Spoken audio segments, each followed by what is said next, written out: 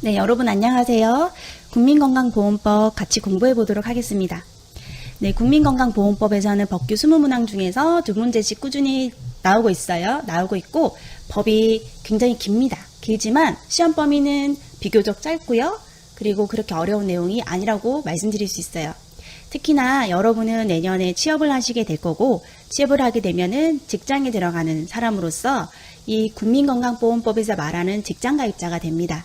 그러니까 우리가 바로 지금 적용을 받고 있기도 하고, 내년에 직장가입자가 될 사람으로서 이 법에 대해서 알게 되면은 유익하고 재밌을 수 있어요. 같이 공부해 보도록 하겠습니다.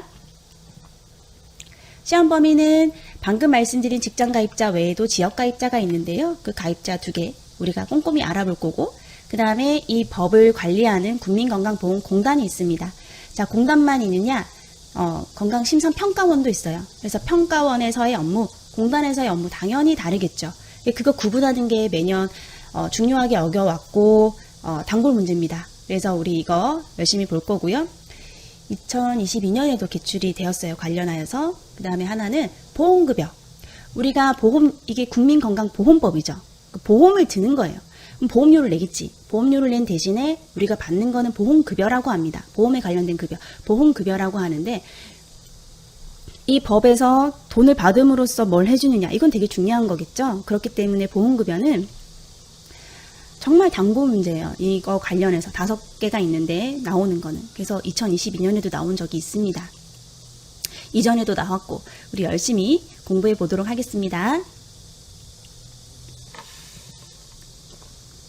자, 여러분 본격적으로 법을 들어가기 전에 제가 정리해 놓은 자료를 좀 보고 이해를 하도록 하겠습니다.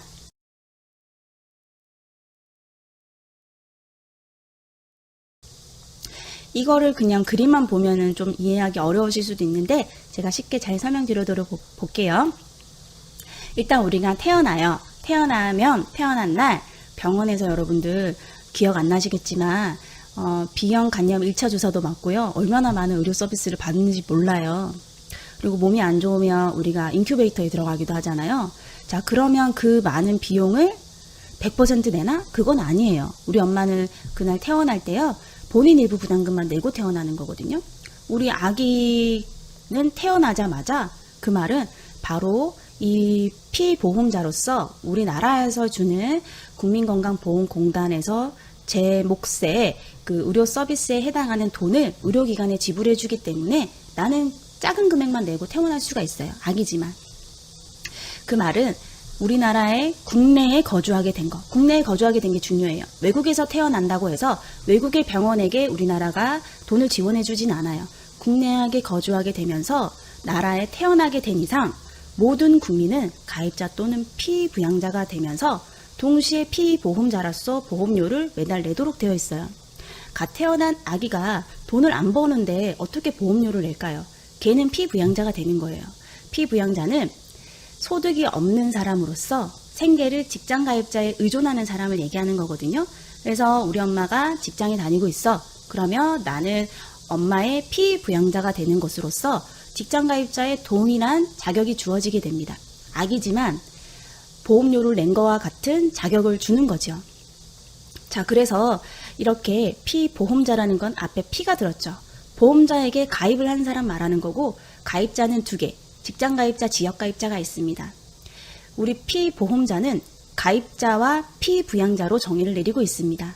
자, 이 피부양자라는 것은 직장가입자에게 소득이 없으면서 생계를 의존하는 사람이라고 설명드렸던 것처럼 직장가입자에게 연계된 개념이지 지역가입자랑은 상관없어요. 지역가입자는 사업하고 이런 사람들 얘기하는 거거든요. 장사하고 직장에 안 다니는 사람들. 자, 그런 사람들은 세대주 세대원에 포함하고 있는 개념이기 때문에 피부양자 개념이 안에 포함되어 있어요. 자, 그래서 직장가입자를 설명을 해야지 피부양자 얘기하는데 지역가입자 어쩌고저쩌고 나오면 아예 그냥 틀린 문장 되겠습니다. 자, 그래서 우리나라에 거주하게 되면 누구나 가입자 또는 피부양자가 된다. 이렇게 개념을 잡으시고요. 이렇게 병원에 태어나게 돼서 아프거나 하면 우리가 병원에 많이 가봤죠? 병원에 가서 감기 진료 받아보셨죠? 감기 진료를 우리 그냥 앞에 병원에 가서 받았다는 전제하에 김내과, 박내과 이런데 가서 진료를 받으면 얼마 안 내는 돈을 내고 와요. 몇천 원 안 낼 거예요? 그렇게 내고 오는데 그럼 병원은 그 몇천 원만 받느냐? 그건 아닌 거죠. 내가 내는 돈은 그 100% 의료비 중에서 아주 일부, 본인 일부 부담금만 내고 오는 겁니다.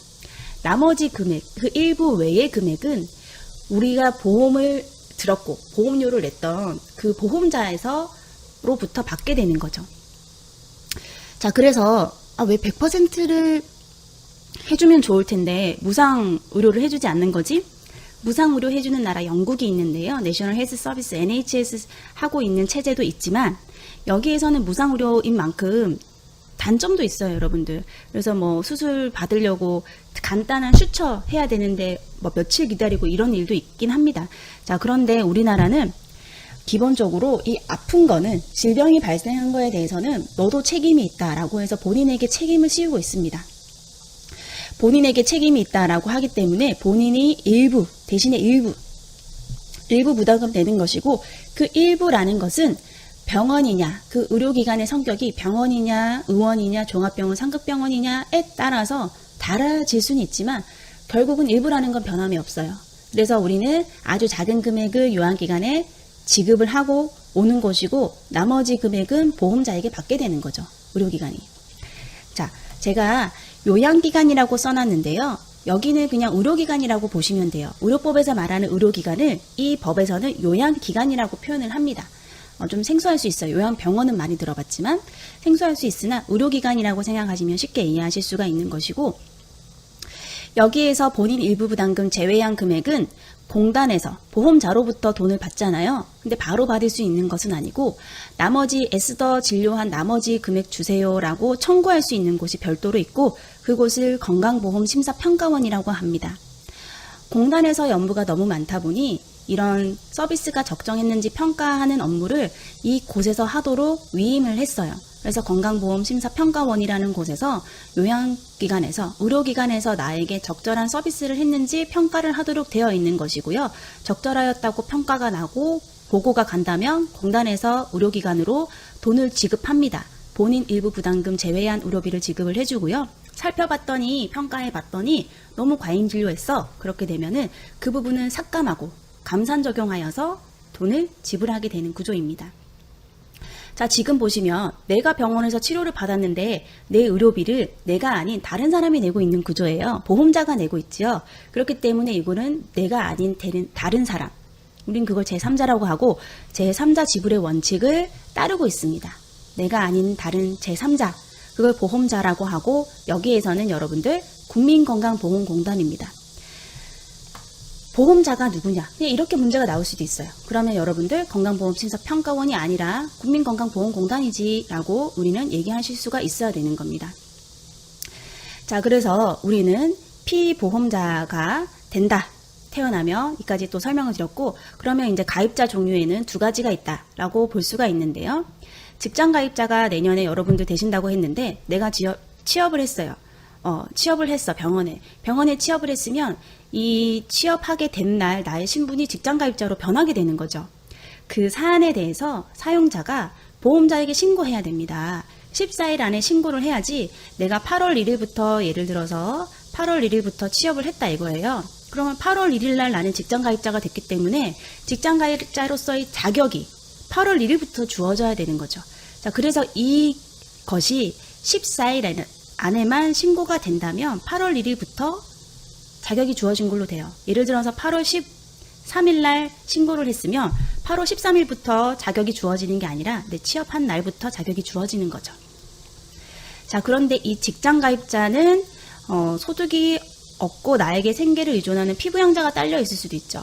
이 피부양자까지 이 나의 병원장님께서 조사해서 신고하는 거는 90일까지만 해주시면 돼요. 90일까지만 하면 동일하게 이 피부양자도 8월 1일부터 가입자로서의 자격이 같이 주어지게 되는 겁니다. 그래서 이 14일, 90일이 다르다. 그죠?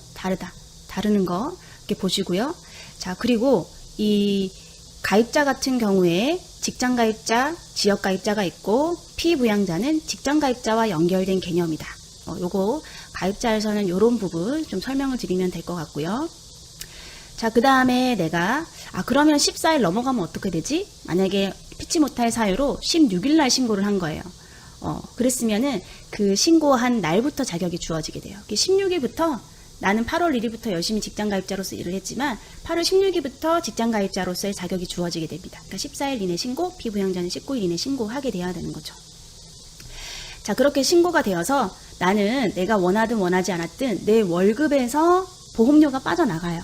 내가 자동이체하는 게 아니라 월급에서 일부 금액을 그 보험료로, 국민건강보험의 보험료로 나가게 됩니다. 나가게 되는데 내가 이 보험료 100%를 다 내는 건 아니고요. 내가 50%, 그 다음에 나를 고용해 주신 은혜로운 병원장님께서 50%를 내주시게 되는 거예요. 좋죠?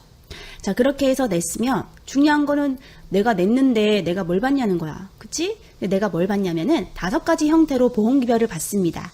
우리가 보험료를 내고 받는 서비스를 보험급여라고 해요. 좀 생소하죠? 보험급여라고 하는 거고, 이게 굉장히 중요하고, 사실 이 법에서는 이게 진짜 꽃이에요, 꽃. 내가 돈 낸 만큼 무엇을 받느냐. 여러분 태어나서부터 이거는 정말 계속 받아왔던 건데 너무나 당연하게 받아와서 그냥 그랬구나 라고 넘어갈 수 있는 것들이 여기에 많이 포함이 되고 있어요. 우리가 병원에서 진료받는 것도 아까 의료 서비스를 받는다라고 말씀을 드렸는데요. 이 법에서는 이거를 요양급여라고 표현을 하고 있어요. 너무 어려운 단어일 수도 있기 때문에 제가 의료 서비스라고 표현을 먼저 드렸는데요. 엄밀히 이 법에서는 이것을 말하자면은 요양급여다라고 표현할 수가 있겠습니다.